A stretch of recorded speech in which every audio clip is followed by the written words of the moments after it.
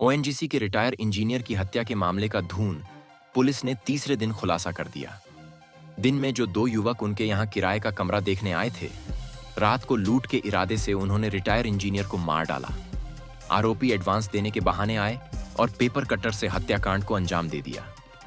बीती मंगलवार रात करीब 7:30 बजे जीएमएस रोड पर अलकनंदा एनक्लेव स्थित घर में 75 वर्षीय अशोक कुमार गर्ग की हत्या कर दी गई थी। एसएसपी अजय सिंह ने गुरुवार देर शाम प्रेस वार्ता कर हत्या के खुलासे की जानकारी दी। बताया कि हत्या के आरोप में 36 वर्षीय नवीन कुमार चौधरी पुत्र चरण सिंह निवासी मेरठ, हाल निवासी इंदिरा नगर और 29 वर्षीय अनंत जैन पुत्र श्रवण कुमार निवासी बढ़ौत बाघपत यूपी को गिरफ्तार किया गया है। एसआईएसपी के मुताबिक नवीन कुमार पेस ट्रीटमेंट और अनंत जैन फाइनेंस का काम करता है। पिछले कई महीनों से दोनों का कामकाज ठीक नहीं चल रहा था। दोनों आर्थिक तंगी के चलते बुजुर्ग से कुछ रुपए लूट कर ले जाने के इरादे से पहुंचे थे। यहां रकम मांगी तो बुजुर्ग ने कैश न होने की बात कही। इसके बाद आरोपियों ने पर्स लूटकर उसके एटीएम कार्ड का पिन नंबर मांगा। बुजुर्ग ने नहीं दिया तो हत्या कर फरार हो गए।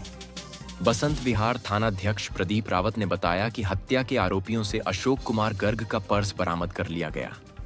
पर्स के साथ आरोपियों से मृतक का एटीएम कार्ड, आधार कार्ड, पैन कार्ड और 1500 रुपये नकदी भी मिली। आरोपियों तक पहुंचने के लिए पुलिस करीब 500 ई रिक्शा और 100 से अधिक टीवीएस के स्कूटर ट्रेस किए। तब जाकर गुरुवार सुबह आरोपी पुलिस के कब्जे में आए। को करीब 8 बजे रात्रि में सूचना प्राप्त हुई थी कि अलकनंदा एनक्लेव में श्री गर्ग साहब रहते हैं, वहाँ पर अशोक कुमार गर्ग जी, जो एनजीसी से रिटायर्ड है, और उनके घर में कोई हमला हो गया, लहू-लुहान है। इस सूचना पर पुलिस तत्काल पहुंचकर उनको हॉस्पिटल ले गई थी, लेकिन हॉस्पिटल में उनको ब्रॉड डेड घोषित किया गया था। घटनास्थल का जब निरीक्षण किया गया तो घटनास्थल के निरीक्षण में कहीं भी वहाँ कोई फोर्स्ड एंट्री या इस तरह का कोई लूट-पाट का कोई अंदेशा नहीं दिखा, सब चीज़ें इंटैक्ट दिखाई दी। साथ ही साथ ये भी पड़ोसियों से पता चला, जो पड़ोस में रहते हैं, जिन्होंने सूचना दी थी, कि उनके द्वारा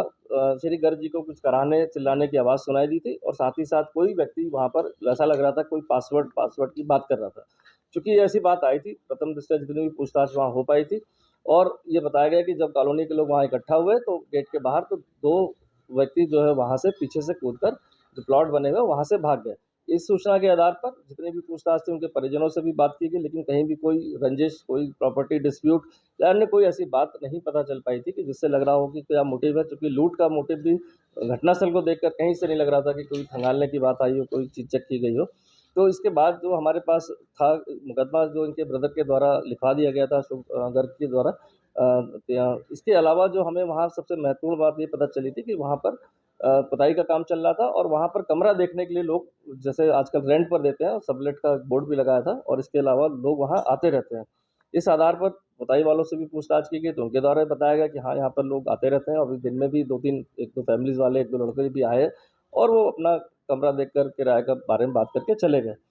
इसके बाद जो जितने भी वहाँ सीसीटीवी फुटेज थे, चूँकि घटनास्थल पर कोई ऐसा सीसीटीवी हमें नहीं मिल पाया जिसमें अभियुक्त का कोई चेहरा या हुलिया आ पाया हो, तो पूरी टीम ने जो उसमें प्रयास किया, उसमें जो तब ये चीज़ें प्रकाश में आई कि अभियुक्त जो है वहाँ से निकलने के बाद पैदल ही करीब 2 से ढाई किलोमीटर, जो हमारा गालीग्राम, सत्तो वाली घाटी, जो कंजेस्टेड एरिया पूरा कहेंगे शहर का है, वहाँ पर वो पैदल-पैदल वहाँ से निकले। तो जो छोटी-छोटी हमें फुटेजेस, क्लिप्स मिली, उसके आधार पर सिर्फ़ हमें काले रंग का और नीले रंग के जैकेट में 2 युवक ही दिखाई दिए। इसके अलावा कहीं कोई ऐसी क्लियर फुटेज नहीं प्राप्त हुई, या कोई ऐसी गाड़ी हमें नहीं दिखी जिससे वो जा रहे हों, जिससे कुछ और आगे हम इस पे इन्वेस्टिगेशन कर पाएँ।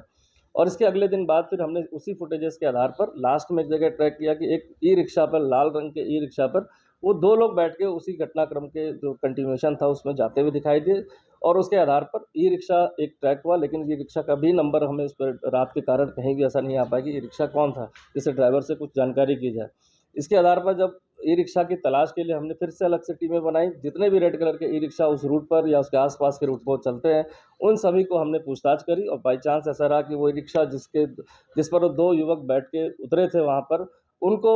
उसको ट्रैक किया गया, तो उसके द्वारा बताया गया कि हाँ, 2 युवक उसपे बैठे थे, और वो करीब डेढ़ 2 किलोमीटर जाने के बाद मिलन विहार एक कट पड़ता है, वहाँ पर वो उतर गए थे। उतरने के बाद उनके द्वारा पूरा किराया नहीं दिया गया, ये बताया गया उनके पास पैसे नहीं है, और ₹5 मात्र देकर वो तेज़ी से गली में चले गए,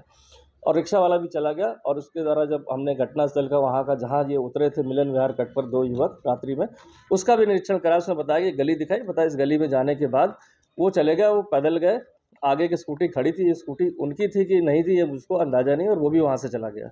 चूँकि एक जितने भी हमने सीसीटीवी फुटेज पूरे इस एरिया के देखे, इसके बाद वो युवक कहीं भी पैदल जाते हुए हमें नहीं दिखाई दिए। तो फिर हमने जितने भी स्कूटी सवार इस तरह के फुटेजेस हमें शहर में मिली उस घटनास्थल से आगे बढ़ते हुए, उन सभी को हमने ट्रैक डाउन किया। तो हमें इसमें सस्पेक्शन में 3 ऐसी स्कूटी मिली जिसपे कोई काली जैकेट में या ब्लू जैकेट, जो हमारा एक सस्पिशन था कि ये लोग हो सकते हैं। 3 स्कूटी का नंबर उसमें हमें सिर्फ़ पढ़ने में रात में सिर्फ़ यूके 07 के रूप में आया कि ये गाड़ी यूके 07 लोकल रजिस्टर्ड है, और इसके आधार पर तत्काल हमारे जो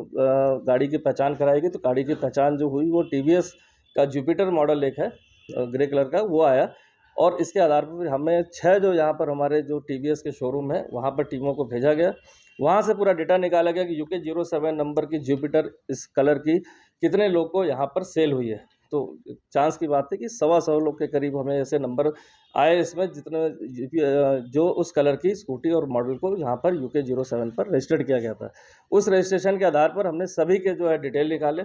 सभी टीमों को उनको वेरीफाई करने के लिए भेजा। जिनके नंबर्स उसमें लिखे हुए, तो नंबरों को हमने उसकी सीडीआर के हिसाब से एनालिसिस किया, तो उसमें हमें 2 नंबर ऐसे संदिग्ध मिले जो कहीं न कहीं हमारे घटनास्थल के आस-पास जो है उनका पाया गया। उसके आधार पर हमने दोनों स्कूटियों को वेरीफाई करने के लिए फिर टीम लगाई। तो एक स्कूटी वेरीफाई हुई जो कोई लड़की जो चलाती थी। एक स्कूटी वेरीफाई हुई जो मॉन्टफोर्ड स्कूल इंदिरा नगर के पास वो खड़ी हुई एक पार्क के पास दिखाई दी, जहाँ और भी बहुत सारी गाड़ियाँ खड़ी थी, और 100-150 वहाँ फ्लैट हैं जहाँ पर लोग रहते हैं किराए पर, ज़्यादातर लोग रेंट पर रहते हैं। इसके आधार पर हमने एक एरिया आइडेंटिफाइड किया कि कहीं न कहीं जो हमारे सस्पेक्ट हैं इन्हीं किसी फ्लैट में होने चाहिए, और इस पूरे एरिया को कॉर्डन करने के लिए रात-ही-रात हमारे द्वारा जो है पूरे शहर के फ़ोर्स को बुलाया गया। सभी रास्तों को उसको चेक किया गया, सभी अधिकारियों को इसमें दायित्व सौंपा गया। इनफैक्ट खुद भी रहकर इसको जगह-जगह देखा गया, कहीं ऐसा ना हो कि जो सस्पेक्ट है हमारी किसी गतिविधि से सत्यापन अभियान से वहाँ से भाग जाए। और फिर लोकल जो हमारे 1-2 लोग थे मुखबिर टाइप के जो काम करते हैं, उनसे पूछा गया कि इन पूरे फ्लैट्स में या आस-पास में कोई नवयुवक हाल-फिलहाल में किराए पर आए हों या पहले से रह रहे हों। तो हमें 3 फ्लैट का पता चला जहाँ पर हाल-फिलहाल में आए थे या पूर्व में यहाँ पर रह रहे थे। इसके आधार पर हमने रैंडम जो है एक-एक करके सबको चेक करना शुरू किया, और इस तरह से हमें 2 सस्पेक्ट जो हमारे थे वो ट्रैक डाउन हुए, जिसमें एक नवीन कुमार चौधरी जो दौराला मेरठ का रहने वाला, दूसरा अनंत जैन है जो बागपत का रहने वाला है। इसमें नवीन कुमार पेस्ट कंट्रोल का काम करता था और अनंत जो है फाइनेंस का काम करता था। वर्तमान में दोनों की आर्थिक स्थिति बहुत ही जर्जर थी, और नवीन कुमार चूँकि उसकी वाइफ़ प्रेग्नेंट थी, तो उनके द्वारा था कि वो फर्स्ट फ्लोर में रह रहा था, कहीं ग्राउंड फ्लोर का वो अपने लिए कमरा खोज रहा था, और कुछ पारिवारिक अंतर के कारण चूँकि उनकी आर्थिक स्थिति ठीक नहीं थी, तो ये दोनों के द्वारा जब ये कमरे की तलाश की जा रही थी, तो तब चूँकि अनंत जैन जो है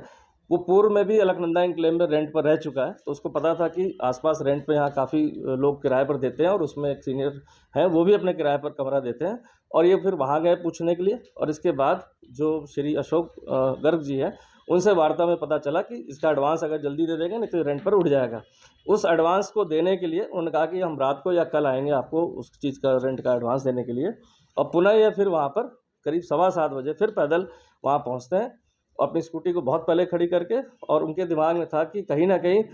इनके पास कैश होगा।